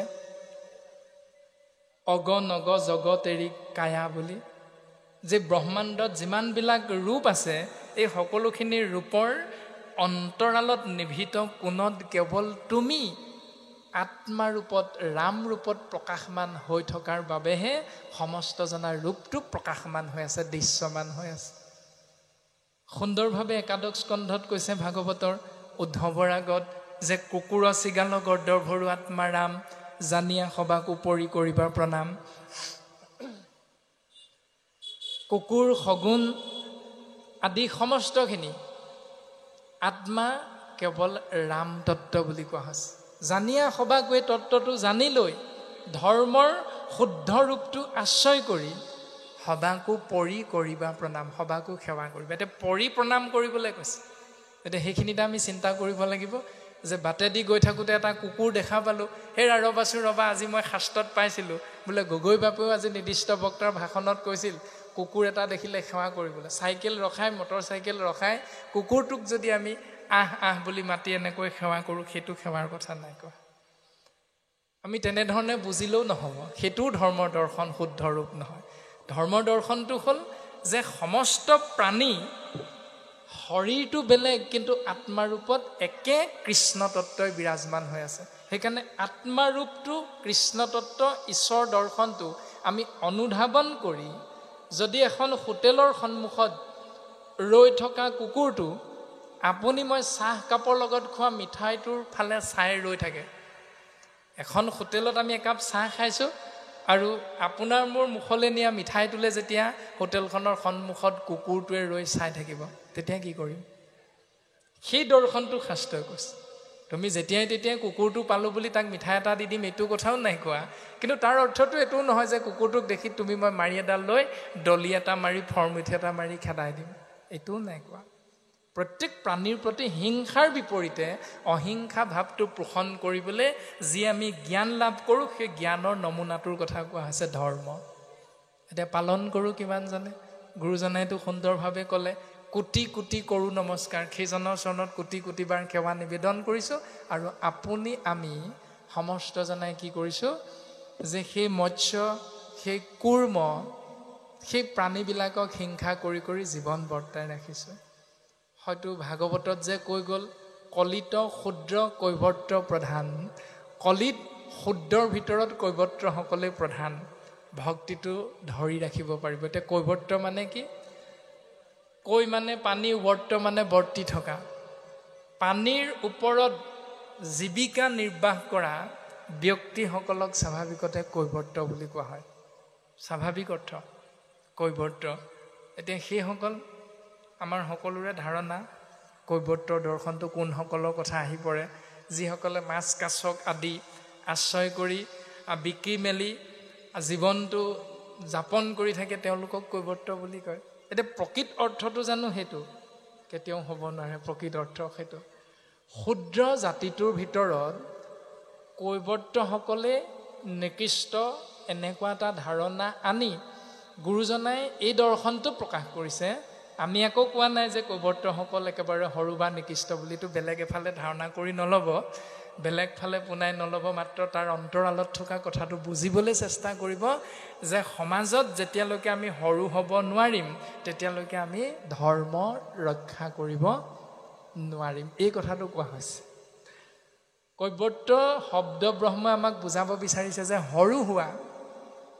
এতিয়া আপোনালোকে চকীত বহি আছে, গুৰুজনাৰ আদৰ্শৰ সমাজভাগীত আজি চক্ৰপাণী পৰাশৰ বাপজনা আৰু আমাৰ মঞ্চ উদ্বোধক বাপজনাই হয়তো কৈ থৈ গৈছিল, চুই গৈছিল কথাটো যে গুৰুজনাই দিয়া সমাজখনৰ ছবিখন যদি আজি ইয়ালৈ আমাৰ অসমৰ মাননীয় মুখ্যমন্ত্ৰী ডাঙৰীয়াও আহিলহেঁতেন, তেতিয়াহ'লে তেওঁৰ কাৰণে আমাৰ উদ্বোধক মণ্ডলীয়ে, আদৰণি সমিতিৰ বিষয়ববীয়াসকলে, উদ্যোক্তাসকলে বহুত দামী সোফা ছিট লৈ নাহে তেওঁৰ বাবে। আহিবনে? নাহে। যেনেধৰণে ভকতে আসনাধীষ্ঠ হৈছে তেনেকৈ মুখ্যমন্ত্ৰীকো, মাননীয় মুখ্যমন্ত্ৰীকো সেই আসনতে বহিবলৈ দিব। এইখনেই হ'ল গুৰুজনাই গঢ়ি থৈ যোৱা সমাজখন, যে একাদশ স্কন্ধ, কৃষ্ণ উদ্ধৱ সংবাদ, ইয়াৰ মাধ্যমেৰে পদচন্দই গুৰুজনাই খুব সুন্দৰভাৱে কৈছে যে ব্ৰাহ্মণৰ চাণ্ডালৰ নিবিচাৰি কুল, দাতাত চুৰত যেন দৃষ্টি একতুল। দিব পাৰে কোনোবাজনে 1 লাখ টকা দান, এতেকে বুলি তেওঁক আমি ভালৰ ভাল গামোচাখন পিন্ধাম, তেওঁক আমি কেইখনমান চেলেং চাদৰ পিন্ধাম, তেওঁক আমি ভাল আসন এখনত বহিবলৈ দিম, এইটো নহয়। গুৰুজনাৰ সমাজভাগী আমি যদি শাস্ত্ৰসন্মতে চিন্তা কৰোঁ, সেই সাম্যবাদৰ প্ৰতিষ্ঠা যিটো দৰ্শন হয়, তেওঁ কৰ্মত তেওঁৰ দক্ষতা আছে, তেওঁৰ স্বভাৱ চৰিত্ৰত, তেওঁ পাঠ্যপুথি পুথিগত অধ্যয়নেৰে তেওঁ কিবা এটা ডিগ্ৰী লাভ কৰিছে, শিক্ষাগত অৰ্হতাৰ ফালৰ পৰা তেওঁ গাঁওখনত অকণমান জ্ঞানী, এনেকুৱা এটা পৰিচয় আছে, এইটো শুদ্ধ কথা। গতিকে সেই পৰিচয়টো সন্মান জনাই তেওঁক আমি মান্যতা প্ৰদান কৰিব লাগিব, এইটো সত্য। কিন্তু তেওঁ মান্যতাটো লাভ কৰাৰ পাছত এইটো নহয় যে গাঁওখনত মোতকৈ আৰু জ্ঞানী দ্বিতীয়জন নাই, এইটো নহয়। শাস্ত্ৰই সেই কথাটোও কৈছে যে পণ্ডিত কাক বোলে, মূৰ্খ কাক বোলে। সুন্দৰভাৱে সিদ্ধান্ত দিছে, যদি 4 বেদ 14 শাস্ত্ৰত পাৰ্গত, তথাপিতো সেই মূৰ্খ জানা মূৰ মত। 14 শাস্ত্ৰ 4 বেদ আদিত পাৰ্গত হ'ব পাৰে উদ্ধৱ, মনত ৰাখিবা, সেইজন কিন্তু মহামূৰ্খ। কিয় মূৰ্খ হ'ল? কাৰণ চিন্তাটো আমাৰ ভুল হৈ থাকিল। তাৰমানে সন্মানটো পালোঁ, গামোচাখন পিন্ধিলোঁ, আৰু সেইকাৰণে আমাৰ এটা অহংকাৰ আহিল যে মোতকৈ জ্ঞানী MA পাছ কৰা দ্বিতীয়জন গাঁওখনত যিহেতু নাই, গতিকে মই জ্ঞানী। এই ভাৱনাটো, অহংকাৰটো যুক্ত হোৱাৰ বাবেই গুৰুজনাই কৈছে যে যদি 4 বেদ 14 শাস্ত্ৰত পাৰ্গত, তথাপিতো সেই মূৰ্খ জানা মূৰ মত। তেওঁ কিন্তু মূৰ্খ। গতিকে ধৰ্মৰ দৰ্শনটো বুজাবৰ বাবে গুৰুজনাই ইমান সুন্দৰভাৱে বিভিন্ন ধৰণে পদবন্ধে ছবিছন্দে বিভিন্ন প্ৰাণীৰ নাম আনিছে, বিভিন্ন ধৰণে তেৰাই এই বিষয়টো আশ্ৰয় কৰি আমাক অৱগত কৰিব বিচাৰিছে যে সেই কলিৰ মলমতি মনুষ্য, তোমালোকে এই কথাটো সদা সৰ্বদা মনত ৰাখিবা, বিষয় সম্বন্ধ হো সমস্ত জনিতে পায়, হৰি সেৱা একো স্থানে নাই, শৰীৰ সেৱাৰ যোগ্য কেৱল মনুষ্য তনু জানি ফুৰা হৰি গুণ গায়। বিষয় সম্বন্ধীয় সুখবিলাক আমি যেতিয়া পাব বিচাৰোঁ, কেনেকৈ? ল'ৰা এটা জন্ম দিলোঁ উত্তৰাধিকাৰী সূত্ৰে, মই হাজিৰা কৰি খাওঁ, কিন্তু ল'ৰাটোক মই ডাক্তৰ কৰিব লাগিব, ইয়াক নিজৰ ভৰিত নিজে থিয় দিব পৰা জ্ঞানখিনি মই দি থৈ যাব লাগিব। প্ৰত্যেক পিতৃ মাতৃৰ এটা ধাৰণা থাকে সন্তানৰ ওপৰত, চিন্তা হয়। আমি প্ৰত্যেকেই সেই চিন্তাটোক গুৰুত্ব দি আমি নিজে ভোকত থাকিও, নিজে এসাঁজ নাখায়ো সন্তানক দুবেলা দুসাঁজ ভালকৈ খুৱাই এটা ভাল চাকৰি কৰি নিজৰ ভৰিৰ ওপৰত থিয় দিব পৰা এজন সুযোগ্য পাত্ৰ কৰি গঢ়ি তোলাৰ কথাটো আমি প্ৰত্যেকেই ভাবোঁ। বিষয় সম্বন্ধ সুখ, কিন্তু মনত ৰাখিবা, এই ব্যৱস্থাটো পালন কৰিবলৈ যাওঁতে গুৰুজনাই আমাক এই ধাৰণাটো দিছে, সমস্ত যোনিতে পায়। তুমি চৰাই জন্ম হোৱা, মাছ কাছৰ জন্ম হোৱা, কৰ্ম অনুসাৰে গছত জন্ম হোৱা, কোনো কথা নাই, তুমি সকলোতে এই সুখবিলাক পাব পাৰিবা। আমি জানো এজনী চৰাইও কেনেকৈ কণী পাৰি তেওঁৰ বংশ বিস্তাৰ কৰে, চৰাইও কণী পাৰি পোৱালি দি নিজৰ বংশটো বিস্তাৰ কৰি কৰি গৈ থাকে।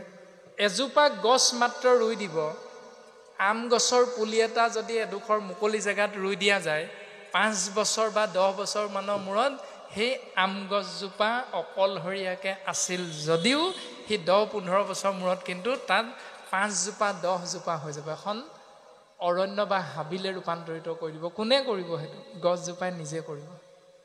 জানে গছজোপাই বিষয় সম্বন্ধীয় সুখ কেনেকৈ নিজৰ উত্তৰাধিকাৰী এৰি থৈ যাব লাগে এইখন সংসাৰ। তুমি গছৰ শৰীৰত সোমালেও, মাছ কাছৰ শৰীৰত সোমালেও, চৰাই চিৰিকটিৰ শৰীৰত সোমালেও বিষয় সম্পৰ্কীয় সুখবিলাক লাভ কৰিব পাৰিবা সেই জীৱ, কিন্তু হৰি সেৱা একো স্থানে নাই। ঈশ্বৰক সেৱা কৰিব পৰা শক্তি সামৰ্থ্য বাকী শৰীৰবিলাকত কিন্তু তুমি নোপোৱা, এইটো মনত ৰাখিবা। কাৰণ জ্ঞানময় কোষ, প্ৰাণময় কোষ, অন্নময় কোষ, বিজ্ঞানময় কোষ, এনেকৈ কোষবিলাক আমাৰ শৰীৰত আছে। আৰু এই কোষবিলাকৰ দ্বাৰা আমাৰ 4টা বস্তু উৎপন্ন হয়, উদ্ভৱ হয়। এই 4টা বস্তু কি কি? আহাৰ, নিদ্ৰা, মৈথুন আৰু ভয়। মানে আমাৰো ভয় লাগে, মাছ কাছয়ো ভয় কৰে, ইতৰ পানী বাঘ সিংহই ভয় কৰে, পৰুৱাইও ভয় কৰে, চৰাই চিৰিকটিও ভয় কৰে, গছ গছনিও ভয় কৰি থাকে। যিটোৱে মোক ৰুইছে এইটোৱে আকৌ মোৰ ডালটো কাটি দিবহি নি? গুৰিটো কোনোবা এদিনা কাটি দিব নি? বতাহত মই হাউলি পৰিম নেকি? আদি আদি ধৰণে গছেও ভয় কৰে। আহাৰ, গছেও আহাৰ খাই জীয়াই থাকে, মাছ কাছ সকলো ইতৰ প্ৰাণীয়ে আহাৰ খাই জীয়াই থাকে, কাৰণ প্ৰত্যেকৰে ভোক লাগে, মানুহৰো ভোক লাগে। তাৰপাছত নিদ্ৰা, নিদ্ৰা মানে ভাগৰ লাগিলে শুই পৰা, প্ৰত্যেকৰে ভাগৰ লাগে, প্ৰত্যেকেই শুই পৰে, জিৰণি লয় তাৰমানে।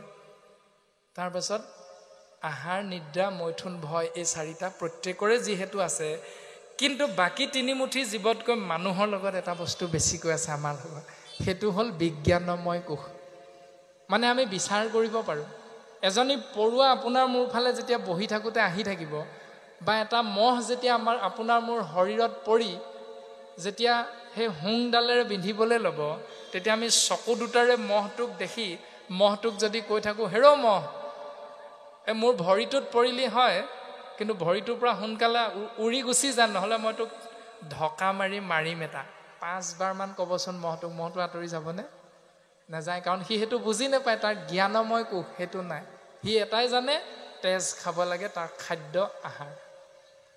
কিন্তু মানুহৰ প্ৰত্যেকটো জ্ঞান আছে, কোনটো ভাল কোনটো বেয়া, কি কৰিব লাগে কি কৰিব নালাগে, ক'লৈ যাব লাগে ক'লৈ যাব নালাগে আদি ধাৰণাবিলাক শুদ্ধ ৰূপত আমি বিচাৰ কৰিব পাৰোঁ প্ৰত্যেকজন মনুষ্যই। তৎসত্বেও আমাক কিন্তু শাস্ত্ৰই ক'লে, অকণমান আগতে আমি আশ্ৰয় কৰা হৈছিল যে কুকুৰ চিগাল গৰ্দ ভৰু আত্মাৰাম, জানিয়া সবাকো পৰি কৰিবা প্ৰণাম। ভাল অৰ্থত ক'লে আত্মাৰাম, সেইকাৰণে তেওঁলোকক সেৱা কৰিবা। অন্য হাতেদি আকৌ ক'লে, কুকুৰৰ নামটো আনিছে গুৰুজনাই 2য় স্কন্ধত ভাগৱত মহাধৰ্ম কথনত, যাৰ কৰ্ণ পথক, যাৰ কৰ্ণ পথক, যাৰ কাণৰ পথেৰে নগৈল দামোদৰ, যাৰ কৰ্ণ পথেৰে দামোদৰ কৃষ্ণদেৱৰ কথা হৃদয়ৰ মাজলৈ লৈ যোৱাত আমি বেয়া পাওঁ, মানে কৃষ্ণ কথা শুনি বেয়া পাওঁ, সেইজনক শাস্ত্ৰই সিদ্ধান্ত দিছে, ৰাম যাৰ কৰ্ণ পথক নগৈল দামোদৰ, কুকুৰ সদৃশ সিটো অধম পামৰ। তেওঁক আকৌ কুকুৰ বুলি ককৰ্থনা কৰিলে। তাৰমানে কুকুৰ ভাল অৰ্থটো ব্যৱহাৰ কৰিছে, বেয়া অৰ্থটো গুৰুজনাই ব্যৱহাৰ কৰিছে। যদি কৃষ্ণ কথা নুশুনা, কুকুৰ এটাইহে কৃষ্ণ কথা নুশুনে। কুকুৰটোৰ স্বভাৱটো কেনেকুৱা আপোনালোকে জানে? মানুহ এজনক দেখিলে বা যিকোনো এটা বস্তুক দেখিলে তাৰ এটাই শব্দ, সেইটো হ'ল কেৱল ভোক ভোক, এনেকৈ ধ্বনিটো প্ৰকাশ কৰি দিয়া। এতিয়া সেই ধ্বনিটোত আমি কি বুজিম? বা গিৰিহঁতজনে পোহনীয়া কুকুৰটোৱে যেতিয়া ভুকি দিয়ে, গিৰিহঁতজনে কি বুজিব? মানুহ এজন আহি আছে বুলি বুজিছে, কিন্তু সেই মানুহজন শত্ৰুৱে নে মিত্ৰই নে বন্ধু, এই কথাটোতো তেওঁ বুজি নাপায়। গিৰিহঁতজনে পাব জানো? নেপায়। তো কুকুৰটোৰ কৰ্ম হ'ল সেইটো। যিজনে আমি কাণ দুখন থাকিও কৃষ্ণ কথা শ্ৰৱণৰ বাবে ব্যৱহাৰ নকৰোঁ, শাস্ত্ৰৰ বিপৰীত নিয়ম পালন কৰোঁ, তেতিয়াহ'লে সেইটো নিয়ম ধৰ্ম শুদ্ধ ৰূপটো নহয় বুলি শাস্ত্ৰে আমাক সিদ্ধান্ত দিছে। তাৰপিছতে মুখৰ কথা কৈছে ধৰ্ম দৰ্শন পাবৰ বাবে, জিভাখনৰ কথা কৈছে সুন্দৰভাৱে। জিভাখনৰ কৰ্ম আমি সকলোৱে জানো যে জিভাখন যেতিয়া এজন মানুহৰ লগত নাথাকে, তেতিয়া শব্দবিলাক উচ্চাৰণ নহয়। হয়নে বাৰু? কথা ক'ব পাৰোঁনে? জিভা নাথাকিলে আমি কোনো কথা ক'ব নোৱাৰোঁ। আৰু জিভাখনক কথা কোৱাত সহায় কৰে দাঁতকেইটাই। যদি দাঁতকেইটা নাথাকে, তেতিয়াহ'লে বৃদ্ধ হ'লে দাঁতকেইটা সৰি গ'লে যিখিনি উচ্চাৰণ হয়, জিভাখন থাকিলেও কথাখিনি লেবালেব হৈ যায় নহয়, স্পষ্টতাটো নাথাকে। গতিকে ইটোৱে সিটোক সহায় কৰি থাকে। তো জিভাখনৰ কৰ্মটো কি? আমাক শিকাইছে গুৰুজনাই ধৰ্ম দৰ্শনত, হে জিভা সদা তোৰ, হেৰ' জিভা সদায় তোৰ, মধুৰে সে প্ৰিয় মাত্ৰ, জান তই ৰসৰ সাৰক। হেৰ' জিভা, তই জান শৰীৰটোক শক্তি দিবৰ বাবে যিখিনি আহাৰ শৰীৰটোৱে গ্ৰহণ কৰে, সেই আহাৰখিনি জ্বলা টেঙা তিতা মিঠা কেহা, এই সোৱাদবিলাক হাতখনে দিয়ে নে, চকুকেইটাই দিয়ে নে, কাণেৰে দিয়ে নে, দাঁতে দিয়ে নে, জিভাখনে দিয়ে? কেৱল জিভাখনে দিয়ে।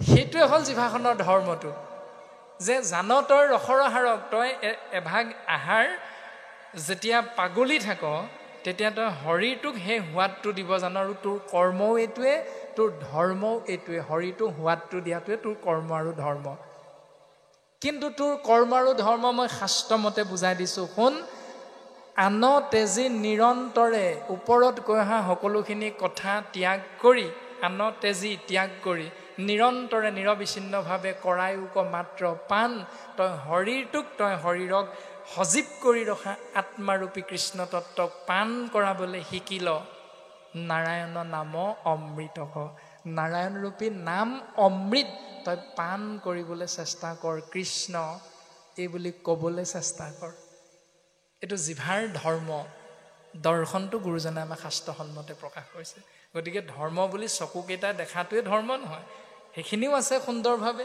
এতিয়া সেই জিভাখনক বুজাবলৈ কৈছে যে নাৰায়ণ ৰূপী নাম অমৃত আছে তই সেই নাম অমৃত পাণ কৰিবলৈ চেষ্টা কৰ আৰু যদি তাকে নকৰ বোলে কৃষ্ণ গুণ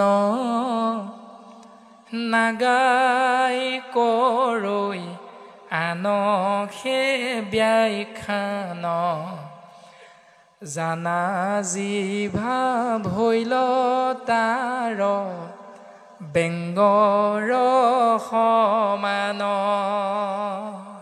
কৃষ্ণৰ গুণজক নাম অমৃত যদি জিভাখনে পাণ নকৰি আন কথাবিলাকে আমি জিভাখনে আশ্ৰয় কৰোঁ তেতিয়াহ'লে জিভাখনক ককৰ্থনা কৰিছে বেংগৰ সমান বেং মানে ভেকুলী ভেকুলী জিভা বুলি কৈছে এতিয়া সেই ভেকুলীৰ জিভাৰ কৰ্মটো আমি পাঠ্যপুথিত এটা পদ্য পাইছিলোঁ নহয় সকলোৱে মনত আছে নিশ্চয় যে অ' ফুল নুফুল কিয় গৰুৱে যে আগ খাই মনো ফুলিম কিয় বোলে অ' গৰু আগ খাৱ কিয় বোলে গৰখীয়াই যে মোক নৰখে মনো নাখাম কিয় অ' গৰখীয়া গৰু নৰখ কিয় বোলে ৰান্ধনীয়ে যে ভাত নিদিয়ে মনো ৰখিম কিয় তে ৰান্ধনীক সোধা হ'ল ৰান্ধনী ভাত নিদিয় কিয় বোলে খৰিকটীয়াই যে খৰি নিদিয়ে মনো ৰান্ধিম কিয় বা ভাত দিম কিয় তে অ' খৰিকটীয়া খৰি নিদিয় কিয় বোলে মেঘে যে বৰষুণ দিয়ে মেঘে বৰষুণ দিয়ে কাৰণে মইনো খৰি দিম কিয় মই ক'ৰ পৰা খৰি দিম মেঘে সদায় বৰষুণ দি আছে এতিয়া মোৰ উপায় নাই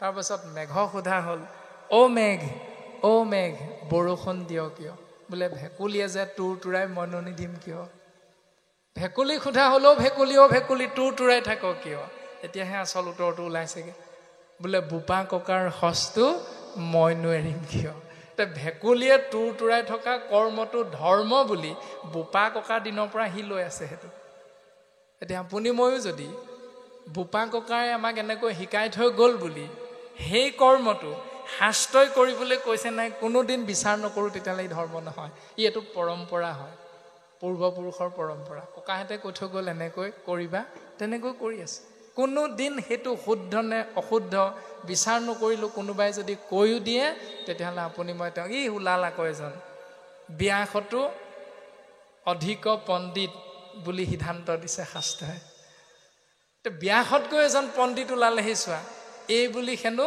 উপদেশ দিয়া ব্যক্তিজনক ককৰ্থনা কৰিব বুলি শাস্ত্ৰই সিদ্ধান্ত দিছে ব্যাসতো অধিক ভৈল এহেন্ত পণ্ডিত এইজনলৈ চোৱা হেৰ' স্বয়ং ব্যাসে কৈ থৈ গৈছে আমাক এইবিলাক নিয়ম পালন কৰিবলৈ এতিয়া তুমি ক'লেই আমি এইবিলাক সলনি কৰি ল'ম নেকি এনেকৈ যিসকলে আমি ভাবি থাকোঁ সেইটো হ'ল ভুল চিন্তা আৰু সেইটো হ'ল ভুল ধাৰণা অৰ্থাৎ ধৰ্মৰ সেইটোৱে হ'ল বিকৃতকৰণ গতিকে ধৰ্ম বুলি ক'লে স্বাভাৱিকতে আমি যেনে ধৰণে ভাবি আছোঁ সেই ভবা কথাটো প্ৰকৃততে শাস্ত্ৰৰ লগত মিলিছেনে নাই মিলা আৰু যদি নাই মিলা তেতিয়াহ'লে আমি তাক মিলাই লৈ আমি জীৱন দৰ্শনটো আগবঢ়াই নিয়াটোৱে হ'ল এহি মানে জ্ঞানী মনুষ্যৰ কৰ্ম ধৰ্ম এইটোৱে হ'ল জ্ঞানী মনুষ্যৰ কৰ্ম আৰু ধৰ্ম এতিয়া স্বাভাৱিকতে চাব আপোনালোকে বা আমি সকলোৱে যদি চিন্তা কৰোঁ এই যে চকু দুটাৰ যি দুখন পতা এই পতা দুখন আমি যেতিয়া ইয়াত ৰাতিপুৱা শোভাযাত্ৰাত যাবৰ বাবে 8 বজাতে হয়তো ইয়ালৈ আহিলোঁ 8 বজাৰ পৰা এতিয়া 3:30 বজালৈকে আমি আসনত বহি থাকোঁতে এই পতা দুভাগ কিমান বাৰ জপালোঁ মেলিলোঁ কোনগৰাকী বা কোনজন বাপে আমি হিচাপ কৰি আছিলোঁ কোনোবাই হিচাপ কৰিলোঁ নে কেইবাৰ জপালোঁ কেইবাৰ মেলিলোঁ নাই কৰা এইটো হ'ল স্বয়ংক্ৰিয় মানে এইটো ঈশ্বৰৰ ইচ্ছাত হৈ থাকে কিন্তু আমি যদি ভাবি লওঁ বোলে মই ঈশ্বৰৰ ইচ্ছা নেমানো মোৰ মতেহে মই কৰ্মটো ধৰ্ম কৰিম, মোৰ মতেহে হ'ব লাগিব কৰ্মটো ধৰ্ম, এই বুলি ভাবি লৈ এই চকু দুটাৰ এটা চকু যদি ইয়াত বহি থকা একেবাৰে ধুনীয়া গাভৰু এগৰাকীৰ ফালে বা বোৱাৰী এগৰাকীৰ ফালে জপাই দিয়কচোন এটা চকু, কি হ'ব? কি হ'ব বুজি পাইছে নহয়? বোলে এজনে কৈ আছে ঠিকেই কথাকেইটা, মোৰ ফালে দেখোন চকু টিপ মাৰি দিলে।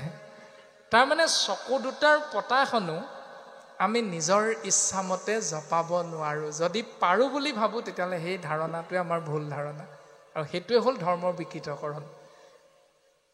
ইমান দৰ্শন গুৰুজনে শাস্ত্ৰসন্মতে দি থৈ গৈছে সুন্দৰভাৱে, আৰু তাৰ পাছতো আমি যদি নহ'ব মই চকুকেইটাৰ পতাকেইখন নিজৰ ইচ্ছামতেহে জপাম, তেতিয়া লগে লগে আপোনাৰ মোৰ পিঠিত 2 চাটমান পৰি যাব, আৰু হয়তো কোৰ্ট কাছাৰী পৰ্যন্ত মই দৌৰিব লাগিব। কাৰণ মই বিয়া হোৱা সেন্দুৰ লৈ আছোঁ, তৎসত্বেও এই ব্যক্তিজনে মোলৈ চকুটিপ মাৰিলে, তেওঁ গৈ দিলেগৈ স্বামীক লগাই, হেৰি বোলে আমুক বাপজনে মোলৈ চকুটিপ মাৰিছে। সেইজন বাপে আহি আৰু তাৰ ইমান সাহস, এইবুলি লাহেকৈ আহি সেইজনক সমাজৰ মাজতে ধৰিলেই নহয়, বোলে সেইদিনা আইগৰাকী বহি আছিলে, তুমি চকুটিপ কেলৈ মাৰিছিলা? এওঁতো অবাক, বোলে মই নাই মৰা নহয়। নহয় তুমি মাৰিছা, এগৰাকীয়ে কৈছে। আদি ধৰণে গোটেই কথাটো ইমানেই বহুল হৈ পৰিব, যাৰ দ্বাৰা শাস্ত্ৰই আমাক ধৰ্মৰ শুদ্ধ দৰ্শন আৰু ভুল দৰ্শনটো সুন্দৰভাৱে প্ৰকাশ কৰে আছে, আৰু এইটো প্ৰত্যেকৰে আমাৰ জ্ঞাত। গতিকে এনে ধৰণে সমাজ ব্যৱস্থা গঠনৰ ক্ষেত্ৰত আমি যেতিয়া নিজকে আগবঢ়াই লৈ যাব বিচাৰিম, তেতিয়াহ'লে ধৰ্মৰ দৰ্শনটো হ'ল আপুনি আচৰি ধৰ্ম আনকো শিকায়, সেহি ভাগৱত ধৰ্ম জানা নিমিৰায়।